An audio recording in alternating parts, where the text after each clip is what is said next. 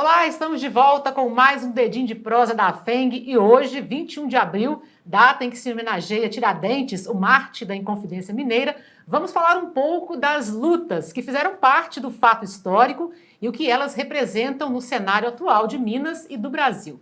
Para falar sobre o tema, a gente recebe aqui hoje o vice-presidente da FENG, Marco Túlio da Silva, e o professor Luiz Carlos Vilauta, que ele é pós-doc pela Universidade de Lisboa, doutor em História pela USP e professor associado do Departamento de História da UFMG. É um prazer tê-los aqui com a gente para conversar sobre um momento tão marcante para Minas Gerais.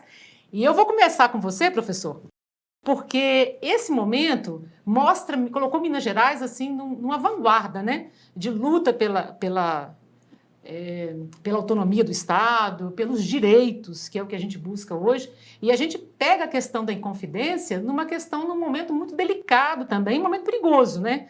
Não foi fácil esse momento da Inconfidência, não. Eu queria que você falasse um pouquinho sobre isso, sobre esse recorte da história, para a gente começar nosso bate-papo de hoje. Bom, a Inconfidência se liga indissociavelmente a Minas Gerais, né? E, ao mesmo tempo, teve como horizonte Minas, a capitania de Minas Gerais, a capitania de São Paulo e a capitania do Rio de Janeiro. Foi um movimento orquestrado por pessoas mais abonadas, que ocupavam uma posição na hierarquia social mais elevada, pessoas de uma diversidade de ocupações.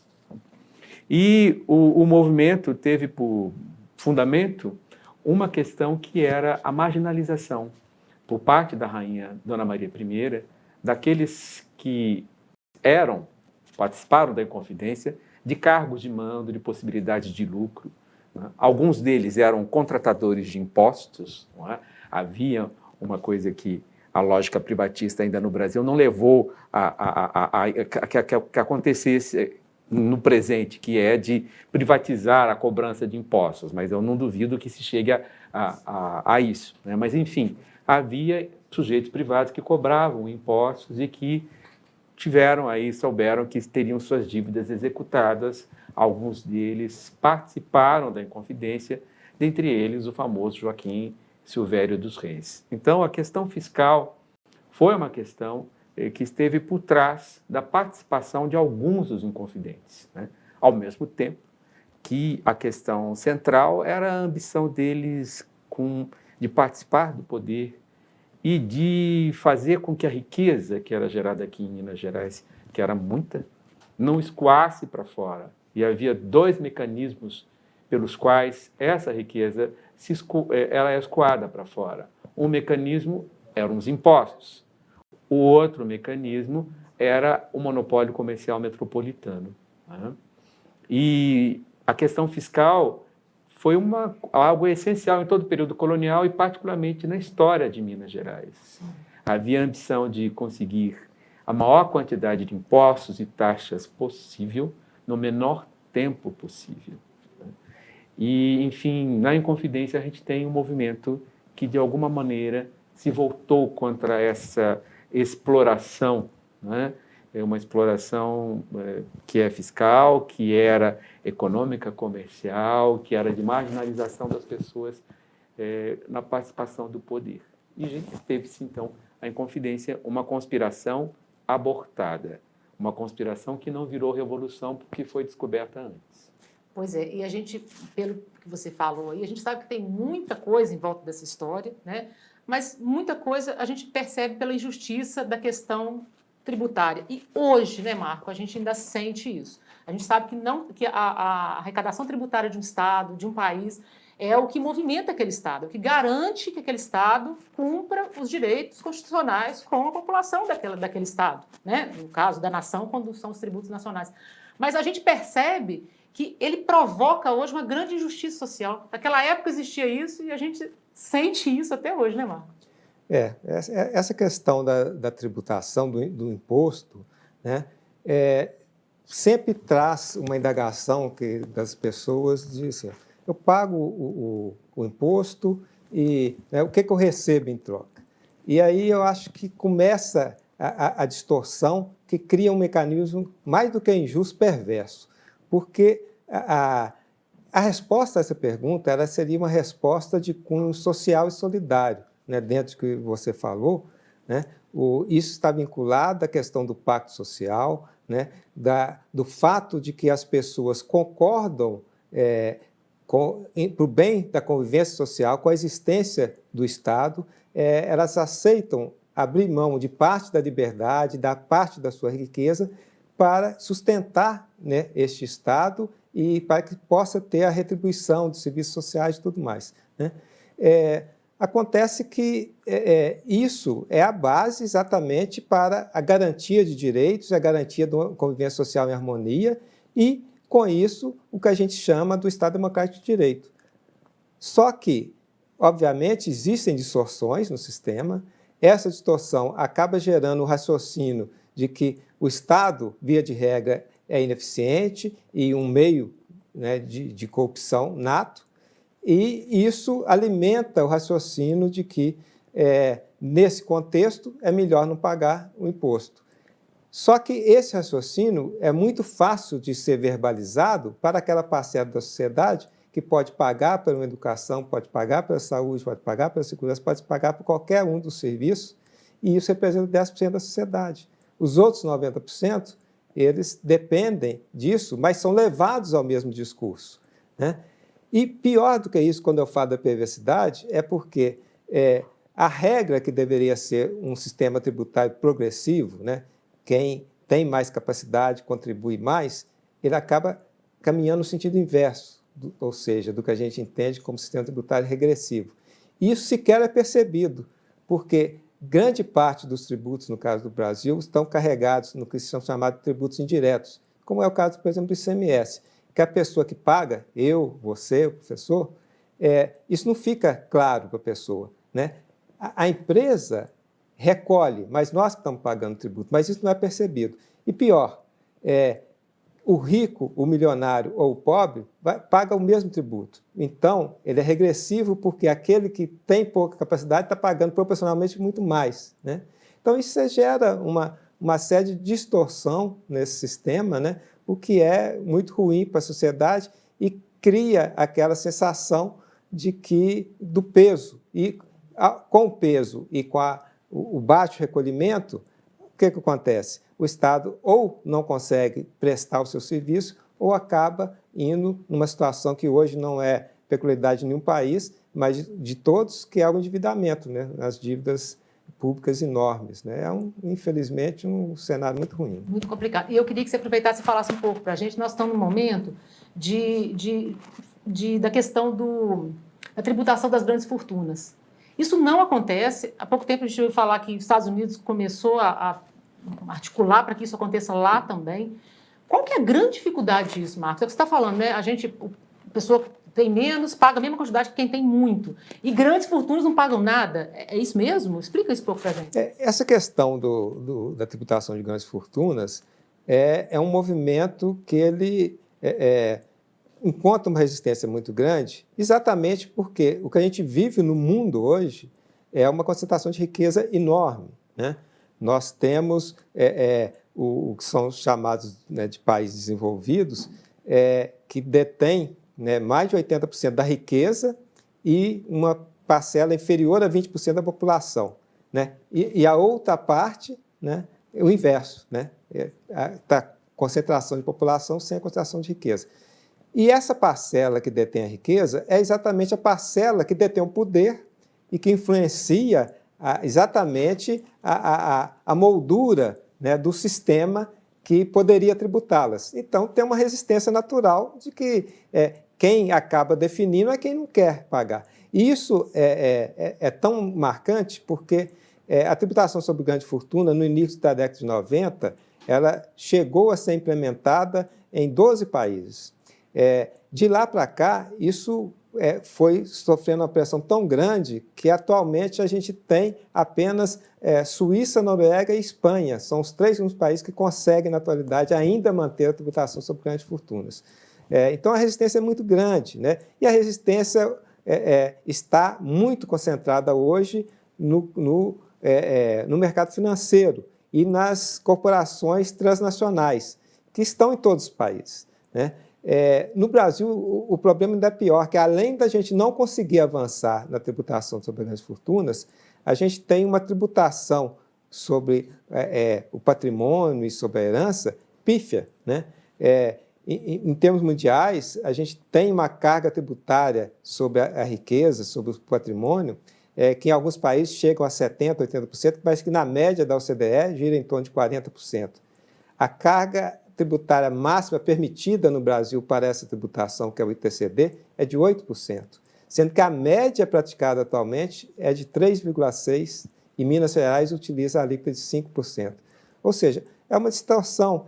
E o raciocínio é tão individualista que, mesmo com essa tributação baixa no nosso país,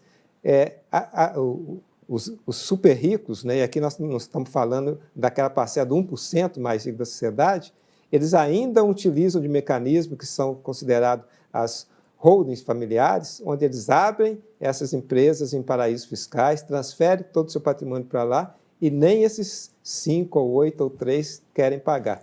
Isso acaba que não existe mágica, né? Se quem tem capacidade econômica e financeira não paga, a conta vai para todo mundo.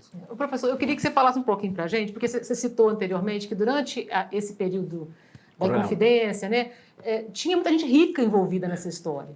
Né? Então a gente percebe que a gente pode dizer que naquela época, essas pessoas ricas daquela época tinham um pouco de visão, ou não é muito bem isso? Ou é interesse, jogo de interesse como a gente vê até hoje? A sua questão é muito interessante e eu acho que ela exige que a gente considere uma diferença básica. A sociedade de hoje é uma sociedade fundada na igualdade jurídica, as pessoas são iguais perante a lei. A sociedade da época moderna, a sociedade colonial, a sociedade da época da Inconfidência era fundada na desigualdade jurídica. E é óbvio que a questão tributária era uma questão que variava conforme a condição legal das pessoas. Mas, mesmo assim, havia uma reflexão no sentido de que os impostos, as taxas, elas não poderiam prejudicar as atividades econômicas, tá certo? Não, por exemplo, há um parecer do Conselho Ultramarino, mais ou menos de meados do século XVIII, sobre a mudança da forma de cobrança dos famosos quintos do ouro, né? E com a introdução de uma cobrança calculada a partir do número de escravos de cada minerador. O parecerista achava completamente injusta essa mudança. Por quê? Não é porque o sujeito tem mais escravos que necessariamente ele vai extrair mais ouro, que a gente sabe que a extração depende de um golpe de sorte, né? E que a taxação, portanto, ela devia envolver a extração, né? Devia incidir sobre a extração e não sobre a quantidade de escravos, né? Então, havia uma reflexão como essa. Havia também uma outra reflexão no sentido de que os impostos tinham que ter uma certa proporcionalidade em relação às condições dos pagantes, né? E quanto à Inconfidência Mineira, os inconfidentes mineiros, digamos assim, eles usaram dessa questão tributária, né, eles almejavam usar dessa questão tributária para conseguir um apoio para eles, homens principais da terra, homens da elite que eram. Por quê? Havia os quintos do ouro. Quando os quintos do ouro não alcançavam a cota de 100 arrobas anuais, os quintos do ouro, um direito que os mineradores deveriam pagar, tá certo?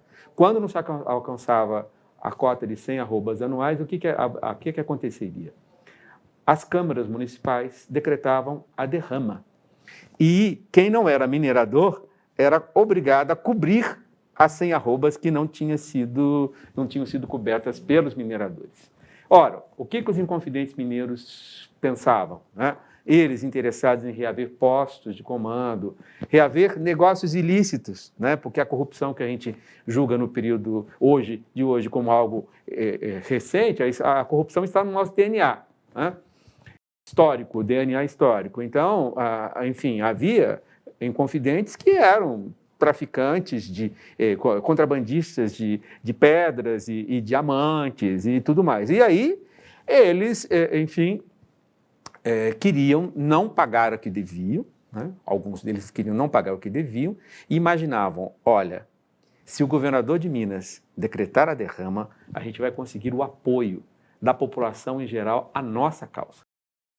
Só que o governador suspendeu a derrama. E com isso, como disse o Tomás Antônio Gonzaga, a ocasião para o levante se perdeu, a ocasião para a revolta se perdeu. Então, essa questão da igualdade, da proporcionalidade dos tributos, de como que os tributos incidem sobre a população, essas questões elas eram também tratadas no período colonial, mas com um olhar próprio do período, mas mesmo assim fazendo a gente pensar sobre a injustiça do sistema tributário do hoje. Não é? Hoje, nós temos uma sociedade fundada na igualdade jurídica, né? E uma sociedade em que tem um ideal de justiça social. E como conceber um sistema como o nosso, né, que penaliza o consumidor, não é? Independentemente da condição econômica que ele tem, né? Tá certo? Então, eu acho que é hora de a gente repensar também essa questão de tributos, né? E do uso dos tributos, como eles são usados. Determinados governos estaduais, por exemplo, não quiseram cumprir com a obrigação de que estava nas suas constituições de destinar 1% às fundações de amparo à ciência, né? Nós tivemos esse problema aqui em Minas Gerais, tá certo? Desrespeitando a Constituição. E a ciência é importante, vejam, a gente está tendo ainda efeitos da Covid, tá certo? Quer dizer, um dinheiro que poderia estar sendo usado para procurar vacinas, remédios e tudo mais, foi negado pelos governos estaduais, não só aqui em Minas, mas em outros estados também. Então, eu acho que tudo isso merece uma discussão, né? Mas, como o amigo disse, isso esbarra nos interesses de quem deveria pagar e não paga, enquanto que aqueles que fazem parte dos 90% da população e que seriam beneficiados por uma taxação mais justa, aqueles são prejudicados e vão continuar sendo prejudicados. Pois é, Marcos, e aí, com base nisso, que você já falou, vamos falar um pouquinho da reforma tributária? Já é uma coisa esperada, é uma luta, da FENG, então, é uma luta por essa reforma tributária. O que diz essa reforma? O que isso ia melhorar para a população e para a redução um pouco dessa desigualdade? A reforma tributária, né, ela tem como foco a questão exatamente da tributação do próprio consumo, né, que é essa parte, né, dos impostos que eu mencionei, né, que basicamente envolve o ICMS, o IPI, PIS, CONFINS, e o que ela busca é tirar uma série de distorções que a gente vê atualmente nesse sistema, trazer não só as operações, as mercadorias, mas as prestações, o lado de serviços também, para uma mesma base, para que possa ser objeto de uma mesma forma de tributação, que é o que aqui, alinhado ao conceito do IVA, está sendo denominado de IBS, Imposto sobre Bens e Serviços, né? E de forma a ter uma legislação única, a ter uma alíquota também única ou mais próximo disso, né? E sem gerar, do ponto de vista do conjunto, uma carga tributária maior e nem mesmo prejuízo para nenhum desses. É um processo de harmonização, de simplificação, o que permite, inclusive, tornar mais transparente o processo e essas distorções, como o caso, né, de renúncias fiscais e tratamentos diferenciados, também deixam de existir, né? Só que o que acontece? Conforme mencionamos ao abordar a questão das grandes fortunas, você tem hoje segmentos dentro dessa base, principalmente os segmentos ligados à área de serviços e ao setor financeiro, que tem um nível de recolhimento menor e que não quer sair dessa zona de conforto. E tem um outro grupo também, que é o grupo dos profissionais, principalmente ligados a uma parcela dos profissionais ligados à área jurídica, que se aproveitam ou fazem uso de toda essa confusão desse sistema complexo para exatamente exercer aí o seu ganho dentro da defesa das diversas lacunas desse sistema.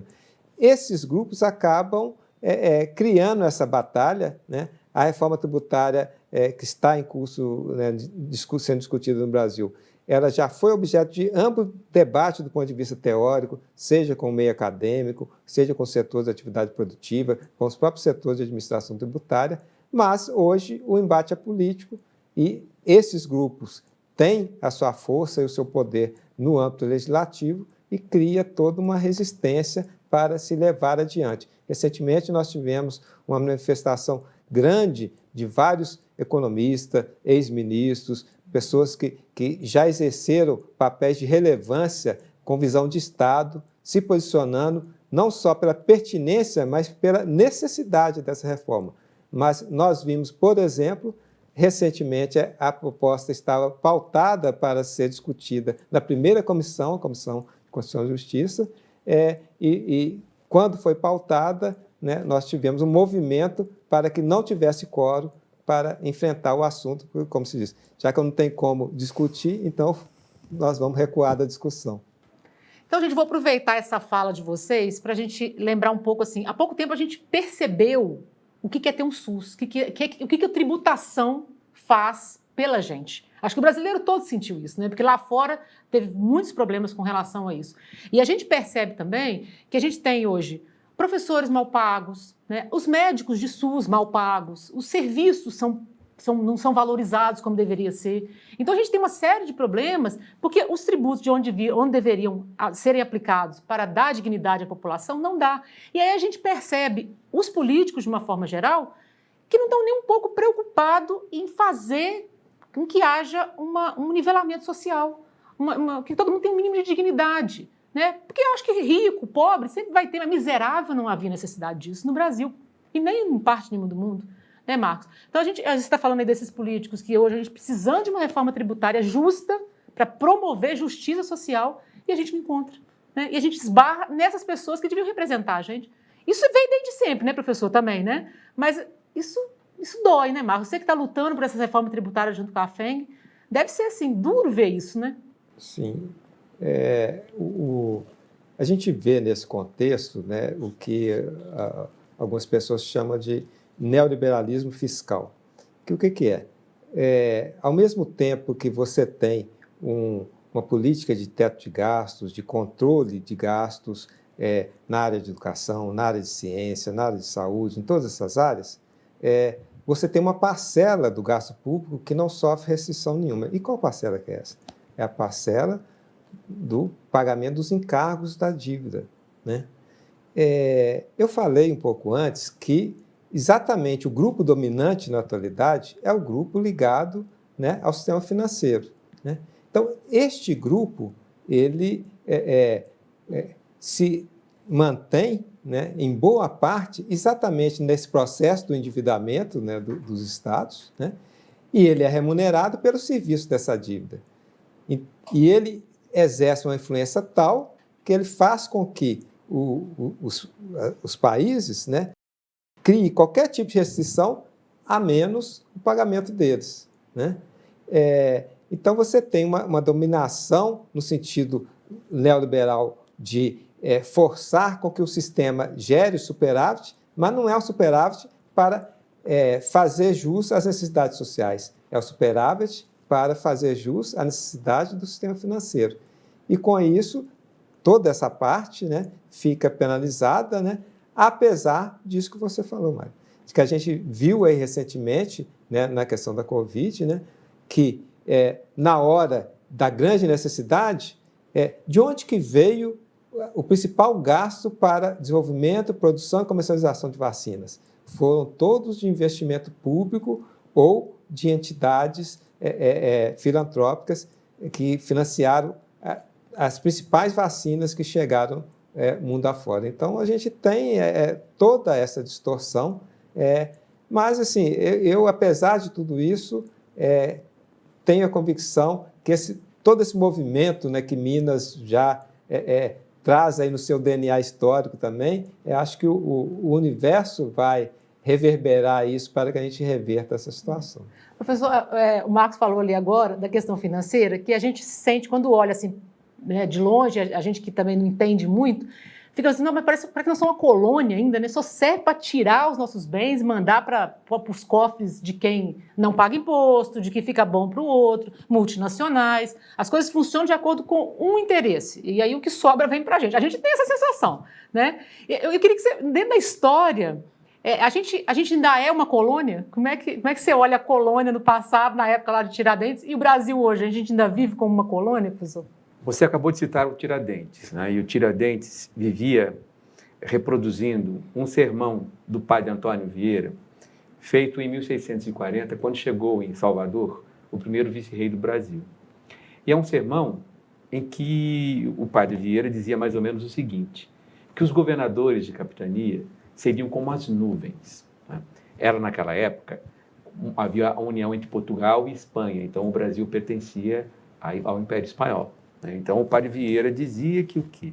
As nuvens sugavam a riqueza da Bahia, iam despejar essa riqueza em Lisboa e depois em Madrid.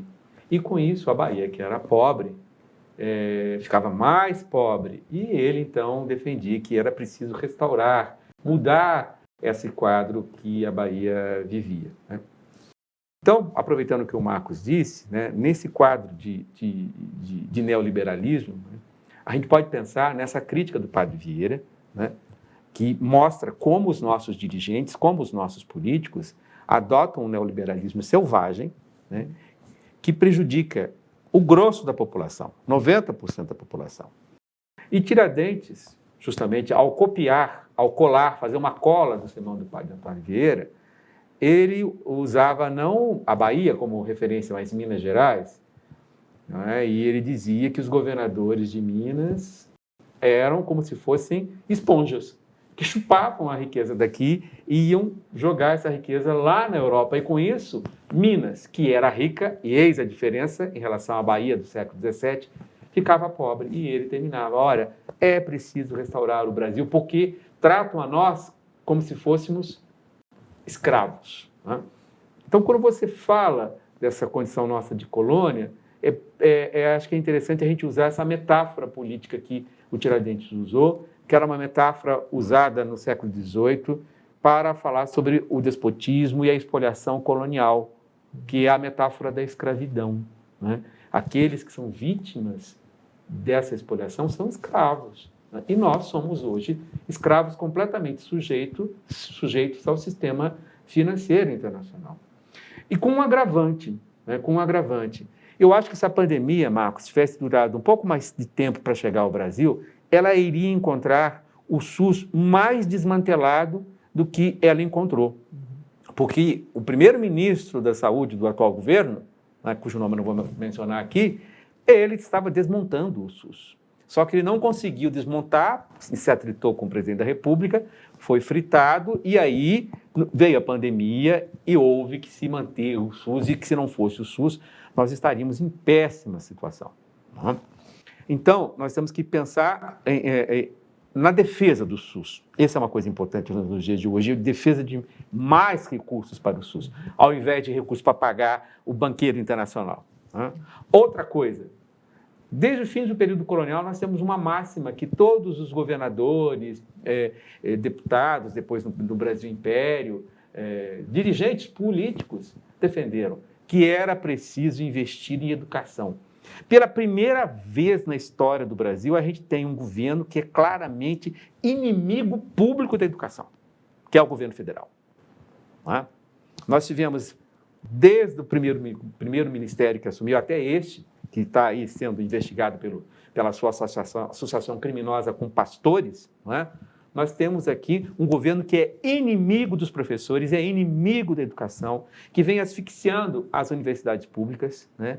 E um governo que deveria se lembrar de Tiradentes, deveria se lembrar que era projeto dos Inconfidentes Mineiros criar uma universidade em Vila Rica. Um governo que se diz tão aí ligado aos militares deveria se lembrar que a universidade foi criada em Vila Rica pela ditadura militar, né? E a ditadura militar, isso é importante que o público saiba, né?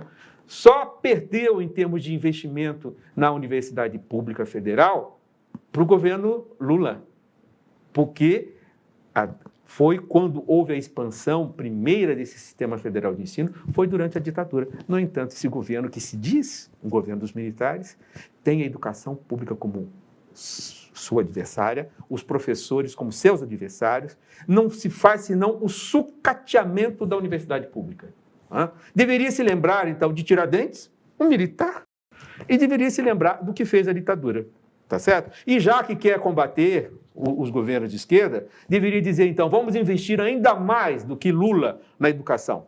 Mas não é isso, né? Não é isso que se quer, porque se aposta justamente numa coisa que é essencial para manter o povo na condição de escravos, entre aspas, que é manter o povo na ignorância, manter o povo sob a tutela das fake news, da mentira, do fanatismo, né? Do fanatismo daqueles que muitas vezes usam da fé para explorar fiéis e cidadãos. É complicado isso, a gente perceber isso na educação. A gente estava conversando até mais cedo, né, Marcos, sobre a importância, se investisse na educação, se a gente tivesse se todo brasileirinho tivesse o direito de ter uma base social, de formação de caráter, sim, né? O que iam parecer aí de corruptos ia ser de índole mesmo. Né? Tipo aquele negócio, já nasceu assim. Mas todo mundo teria o direito a ter uma base de caráter, né, Marcos? Uma base de moral, né? E poder estudar. Por isso que a gente fala dessa importância. E aí, dentro disso, dessa irresponsabilidade que a gente pode dizer de muitos governos com isso tudo, a gente fala da autonomia, a importância da autonomia de um Estado, de uma nação. E quando a gente pensa que a gente é refém de um sistema financeiro, a gente fala que a gente não tem autonomia, então, para cuidar do Brasil, para cuidar dos Estados, para cuidar de nada. Né? E aí a gente cai no regime de recuperação fiscal. Minas Gerais está aqui na luta, na briga, para a gente não ficar na mão do governo federal. Na verdade, 3 pessoas, né, Marcos, que iriam dizer o que Minas precisa e o que Minas não precisa com o nosso dinheiro, com o nosso recurso. Queria que você falasse um pouco desse regime, que é um perigo para Minas Gerais, né, Marcos? Sim. O professor mencionou aqui toda essa importância da educação e um mal que a gente vive com relação à desinformação, né, com relação às fake news, e todo o uso ou mau uso da tecnologia, né, para propagar essa desinformação. Né? Por que eu estou falando isso? Porque eu acho que essa proposta ela começa com uma falha no próprio comando do título, né?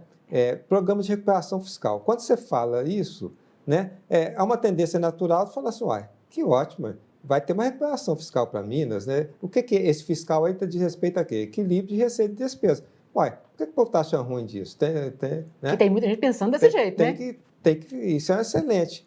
Só que aí você vê, essa é a placa da loja. Na hora que você entra para dentro da loja, o que é a proposta, né, que o governo federal propõe e que o Estado de Minas, né, tem tentado, né, se movimentar no sentido de adesão? É uma proposta de rever a classificação de crédito do Estado para que o Estado possa fazer novos empréstimos, né? E que, em contrapartida, o Estado tem que atender uma listinha de requisitos, desde não poder, de ter que renunciar a qualquer discussão judicial que tenha de algum direito para a União, de dar em garantia qualquer parcela da receita do Estado, para se, por exemplo, atrasar qualquer coisa, eu vou lá e tiro na sua conta, de ter que vender as empresas estatais, empresas essas que muitas vezes, além de ser superavitária, tem uma função social, como no caso da CEMIG, a gente sabe muito bem, né? No Estado de Minas, com essa magnitude, com as distorções sociais, se você não tiver uma política social, né, nessas áreas de saneamento, de energia, né, isso é uma coisa calamitante. Então, você tem um rótulo muito bonito, mas que o conteúdo não tem nada de compatível com isso. Mas o problema ainda é pior. Por quê? Isso tudo diz respeito ao fato de que tem um endividamento grande, né? E é fato. E não é peculiaridade só de Minas, né? E por que eu digo isso? Porque há uma fala como se fosse uma incompetência, né, das pessoas que estão na gestão do Estado, né? Aí, vocês não tiveram competência, se endividaram todo, né? Agora nós vamos ter que fazer alguma coisa. Só que se você vai olhar qual que é a origem da dívida de Minas, A maior parte da dívida de Minas ela tem 3 pilares. As regras perversas de renegociação, onde eram impostos, né, índices de juros exorbitantes. Segundo, a época que houve todo o movimento para a privatização dos bancos estatais, houve um processo negociado em âmbito federal, onde as dívidas dos bancos foram transferidas para os estados para facilitar o processo de venda dos bancos. E nessa parcela veio a dívida, só a dívida, né? Mais nada. Só a dívida. E o terceiro pilar, que é o mais expressivo, é a questão do processo da chamada Lei Candir, que foi um processo onde o governo federal, num movimento de melhorar as contas de balanço de pagamento, né, fez uma negociação com os estados no sentido, olha, para que a gente consiga exportar mais, vamos tirar a tributação dessas vendas para o exterior, e vocês, estados que têm um nível grande de exportação, né, que é o caso de Minas, alguns estados do Sul, vários outros estados, fiquem tranquilos, porque nós vamos fazer a conta e ressarcir vocês do dinheiro que seria justo aos mineiros, né? Não é nem ao Estado, aos mineiros, para cumprir esse papel. Só que cortaram, o Estado falou, não, ok, cortaram, e aí depois, não, mas agora nós vamos ter que fazer as contas, porque está difícil, eu não sei quanto que eu tenho que te passar, e nessas contas o dinheiro nunca veio. A vida não para, o Estado tem que pagar o funcionário, o Estado tem que prestar assistência do SUS, o Estado tem que resolver tudo. Como que faz? Dívida, né? E aí, recentemente, a compensação da Lei Candir estava já em montantes muito expressivos. O que foi feito? Foi feito um processo de negociação onde o governo federal fez uma proposta excelente de pagar um pequeno percentual do valor que seria devido num horizonte de 30 anos. Né? Ou seja, praticamente legitimou-se que o que ele prometeu fazer, né, não cumpriu. Mas a dívida ficou. E agora ele diz, aí, ó, você está todo endividado, então agora você tem que assinar comigo esse pacto aqui, né? Deixa que eu agora que vou tomar conta do Estado, que você foi incompetente, e aí eu vou rever até sua nota de crédito aqui por causa dessa dívida. Então, a gente tem a origem do processo todo precário, a gente tem uma falácia no discurso de que teria um regime de recuperação fiscal, mas que não é isso, né?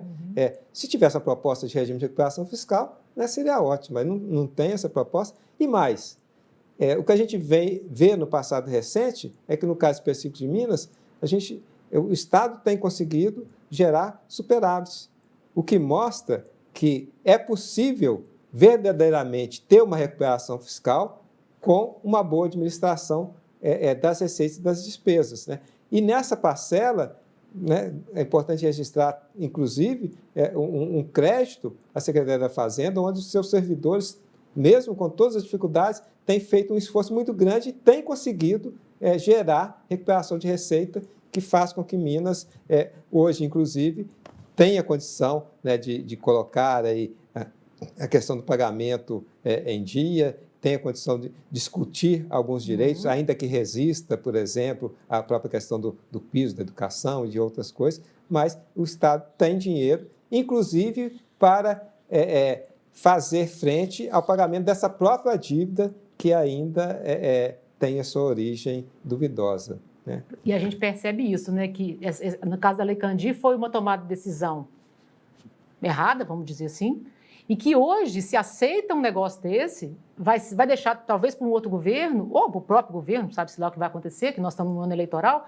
mas talvez tomar uma decisão precipitada vai deixar o próximo governo com um problema sério para resolver por mais 4 anos, porque já entrou tendo que assumir um compromisso tomado por um governo anterior, que não foi pensado, que não foi, né, visto com carinho, o que aquilo vai ser bom para o povo? Não, vai ser bom, como é que isso vai ser bom para grandes fortunas, para quem não quer pagar imposto, para quem quer pagar menos imposto, e gera toda essa complicação para um país e um estado tão rico como é Minas e como é o Brasil. Né? O que você coloca, mostra, e o que o Marcos acabou de colocar, apresentar, deixa claro que o problema é político. Sim. O problema não é fiscal, é político. Não é? E já que a gente está falando de Tiradentes, não é? A gente deve lembrar do ex-governador Itamar Franco, ex-presidente da República, né? Em cuja gestão o Brasil pôde conquistar algo que é muito precioso, que é domar a inflação. É preciso dizer, foi no governo de Itamar Franco, né? O presidente Itamar Franco. Depois, Itamar foi governador de Minas e Itamar teve um embate com o presidente Fernando Henrique Cardoso, justamente envolvendo questões fiscais. Né? Itamar não era um governador que se sujeitasse. Né? Uma marca dele era justamente a capacidade de ser altaneiro, né? Fazendo jus a essa terra, né? Essa terra das alterosas. Né? E ele, né, eu me lembro que se lembrava sempre do exemplo da Inconfidência e fazia uma campanha que Minas era a terra da liberdade. Leia-se que Minas é a terra que não aceita se colocar numa posição de sujeição diante de um governo mais forte, como é o governo central. Hoje, o que a gente vê é o contrário. Não é? Na verdade, é o governador do estado que quer patrocinar a recuperação fiscal e a Assembleia Legislativa que está colocando obstáculos. Né? Tomara que os deputados continuem a colocar obstáculos, porque essa recuperação fiscal vai implicar a sujeição total do Estado de Minas Gerais. E a gente vai ficar a perder essa autonomia que a gente está falando aqui de liberdade, né? Sim, que é o que Minas tem essa autonomia há muito tempo. Agora, para a gente encerrar, falar um pouco aqui, que a gente...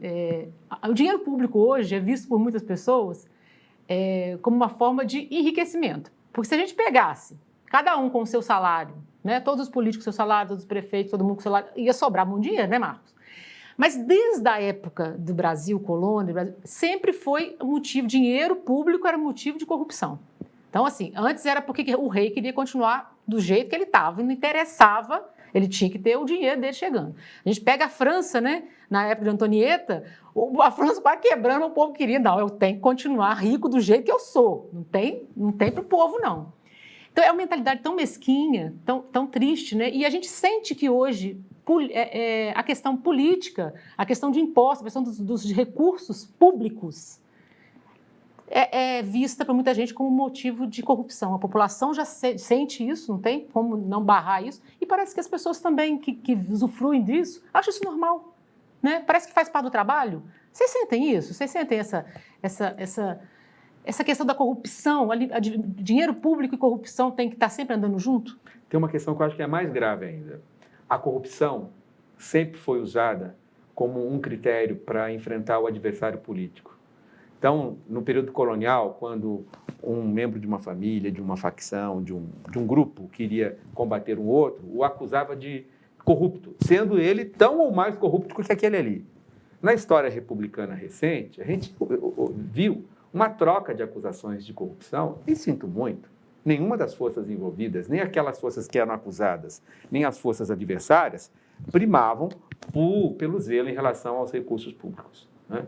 Então, a gente tem que tomar muito cuidado com o discurso da corrupção, porque o discurso contra a corrupção, ele encobre justamente a verdade, que é o quê? Quem está lucrando com essa situação fiscal, essa situação política em que o Brasil se encontra. Não é? Então, eu acho que a sua demanda ela é justa, quer dizer, no sentido de chamar, né, de fazer com que a classe política, que os políticos, e não só os políticos, também as autoridades, a sociedade como um todo, né, e as autoridades dos outros, do Poder Judiciário, por exemplo, não é? Assumam os seus deveres, no sentido de usar com zelo o dinheiro público. Né? Essa é uma questão. E pensando, sobretudo, naqueles que precisam dos recursos públicos.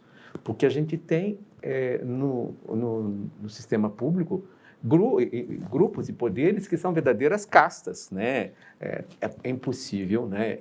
E é interessante dizer isso, que no período colonial houve muitos movimentos contra a tirania dos magistrados. No Império também, né? Havia justamente proposições no sentido de combater isso. E se a gente pensar hoje, o Poder Judiciário, né, os magistrados, têm privilégios que são inaceitáveis.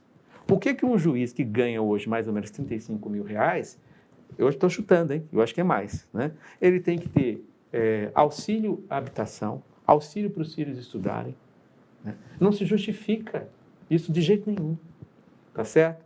Enquanto que alguns deles são contra dar aí, recursos para o Bolsa Família ou para o Bolsa Brasil, quer dizer, não faz sentido nenhum, não é?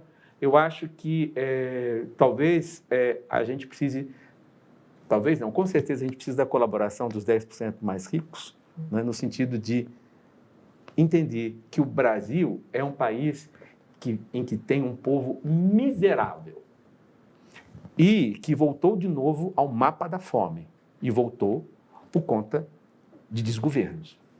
Então, a gente tem que pensar nisso, né, Marcos? Você tem que promover a igualdade, um pouco mais de igualdade nesse Brasil, e ela passa pela tributação, não tem jeito, né?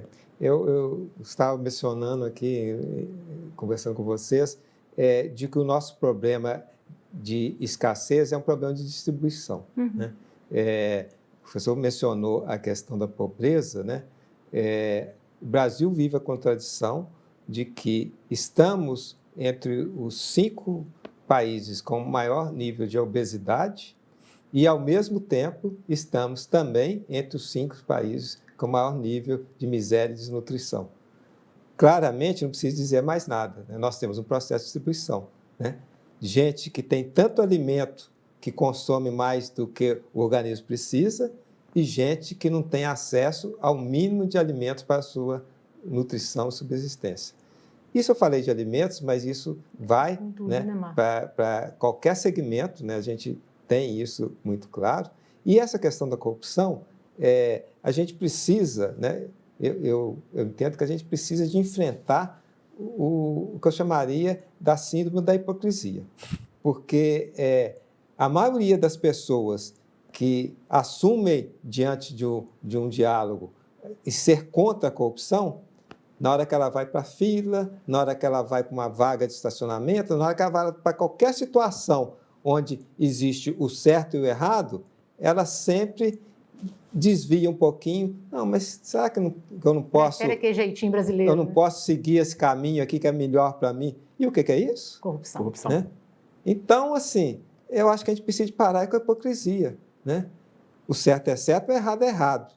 E isso vale para tudo. Não é só para o orçamento público, isso vale para a postura de vida. Acho que na hora que a gente vestir essa carapuça, e todos nós tivermos isso, e não só tivermos, mas assim, também, na hora que vê do lado, em vez de olhar para o outro lado, falar assim, companheiro, mas isso aí que você está fazendo não está legal. Se você faz isso, você toma a vaga aí do deficiente, na hora que o deficiente chegar, como é que ele vai fazer? Ele não tem como se locomover, o passeio não tem acesso e tudo mais, então você está prejudicando, né?